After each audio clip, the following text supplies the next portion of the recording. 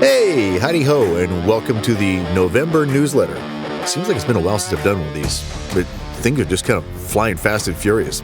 People are putting up decorations all around my neighborhood right now, getting ready for the holidays. Probably trying to beat the weather, I guess, as it's quite unseasonably warm here this week. It's like broaching on 70 degrees or 21 degrees Celsius for my Canadian clients and family. And so, I've been out riding around the neighborhood on my bike and seeing all this stuff going up. And I'm like, yeah, you people have light installers. I think that's cheating, isn't it? So I think the stores have had stuff up for like over a month. Well, I mean, if you go to Costco, I think they've had Christmas trees up since like August. And a report just came out that says that mobile spending for the holidays is going to drive more than half of all holiday sales for the first time ever. And another source says that mobile devices will account for 71% of all digital traffic and 56% of all digital orders during the holiday season. Retailers are going to hire around 410,000 temporary workers to staff up, and which is, they say, the industry's lowest season hiring total since 2008. And 2008 was the market crash, so it seems kind of odd. And then 4 in 10 people have already started their holiday shopping. Maybe a little late? I am Amazon Prime. You missed your Prime Day. And now for the holiday season, you will pay full price. It sucks being you. Can't believe it's already like a couple of weeks after Halloween. You got any candy left? I didn't get any. I got a rock. How did that happen so fast? And how did Thanksgiving get here so fast? Are you ready for this? I'm not going to be going anywhere during Thanksgiving. My kids are here and my family's all up in Canada, as I've mentioned before.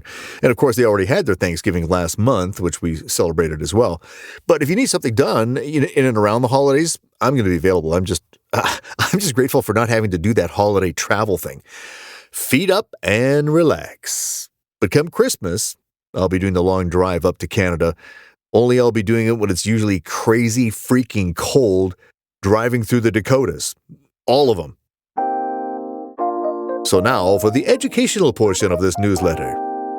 So, it's very common knowledge amongst the people in my industry, in the voiceover industry, to do something, to use something called the GVAA. It's the Global Voice Acting Academy. And they have on their site a breakdown of every possible configuration you can think of for us to quote our work that we do for you, it's awesome. And in fact, they just did some recent updates, and it's even got expanded even bigger and it covers more options. If you're not familiar with the site, it's actually a really good resource to give you an idea on budgets in advance of booking a project with a talent. And then you can have that going in, and then you can use that to include that into your budget. Now, that being said, I do use that as a guide.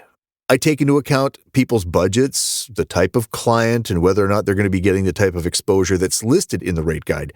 In other words, I take into account a lot of different factors when quoting a client. So if it's like, let's say, a big pharmaceutical company or a car manufacturer, something along those lines, like Google or Intel or something like that, then they're going to get charged the full rate. Because they're also likely going to be going through a major agency. And they are going to get charged the full rate. But for someone who says, they're going to be putting it on social media or online for a year, is their exposure going to be worth the same kind of exposure as a major corporation? Not likely so. The ad buy is going to be different. So I'm going to charge less because of that. Oh, I'm flexible. I stretch daily. Another thing that is important to consider, as I recently saw in a job posting that said, we're going to pay this much money for an ad with unlimited cutdowns. Well, it doesn't work that way. You can't just pay one fee and get unlimited cutdowns. It's like going and buying a car and saying, you're going to need 64 tires, but just charge me for 4. Each cutdown means that there's another ad, or say 5 different ads from one copy read. So then it's 5 different ads, and it's a fee for each one. And of course, I can always scale that to, but when you buy ad space on any platform, that's how they bill you, generally speaking. If you go to a TV station and say, I have these 5 different ads, well, they charge you accordingly. My standard line is this: if you think I'm expensive, wait till you hire someone who is cheap. And that applies to so many different things and facets in our life. Go to a cheap mechanic, you're liable to get what you pay for. someone who does home remodeling or roofs, etc. But I tell you, this purely is informational. Like I said, I'm reasonable. I work with reasonable budgets, turn projects pretty quick, do directed sessions, and I don't charge for it, and then provide complete and fully edited, ready to drop into a project audio for you. And now, audio highlights. So recently I had someone ask me to do a Mission Impossible style read. They said, can you do that monotone Mission Impossible thing? I'm like, oh, the tape recorder thing. Yeah, I can do that. So, the one that says this message will self-destruct in 5 seconds sounded like this. The year is 1996. The mission, if you choose to accept it, is to bring together all of the cities from Sarpy County into one powerful chamber of commerce. Had another project, again, I don't know why this one keeps popping up, but I had another Don Pardo-styled script. He's the old Saturday Night Live announcer that passed away a few years back, or 4 or 5 years ago. I love doing his voice. It's just so iconic. Carol Patterson, Caesar Silva, and your host, Joel McHale. Ladies and gentlemen, Joel McHale. Another credit, I'm now being heard on PBS. Did an intro and some bumpers for a show, which I mentioned in the last newsletter, for Steve Lawrence and Edie Gourmet show. They wanted, this retro-style announcer. It's Steve Lawrence and Edie Gourmet on PBS.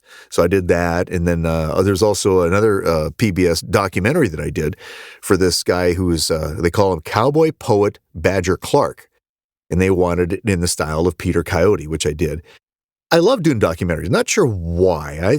I think it's just the stylized read and the presentation of it. It's nice for me to do. It's just nice conversational, relaxed flow. It's not hard. In fact, I had someone ask me to be the voice of a doctor just the other day, speaking of, conversational, relaxed, just speak in a regular voice, which apparently I can do also. If you need a demo read of something, hit me up. Happy to help. I fully produce and provide the raw files for your own editor if you like that as well. And if it entails adding music or effects, I can do that too for a small fee. Just like a regular producer, right? I have all my demos too, which are all downloadable on my website if you want to hear some of my work at glenboy.com. I hope your upcoming holiday plans go well and save a leg for me. I was going to say breast, but I didn't think that was appropriate. Anyway, it's my favorite part. Peace out.